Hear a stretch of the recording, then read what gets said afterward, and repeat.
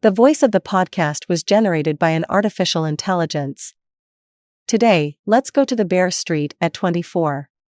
Here, we are facing a pretty fountain which dates from 1709 but which unfortunately no longer works.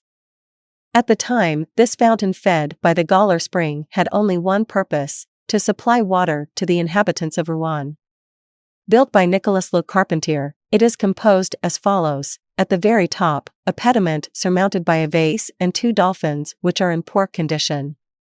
Below, we can see the tympanum within which there is a crest. The latter is surrounded by 2 branches under which is a black marble slab. I leave you a few seconds to read what is written there. On the unusual side, it could be, but this remains to be verified, that a poem by Edward Montier pays homage to this fountain. If you're looking for a working fountain to dehydrate yourself with, I recommend heading to Rue Saint-Romain, a short walk away, to enjoy the Saint-Romain fountain.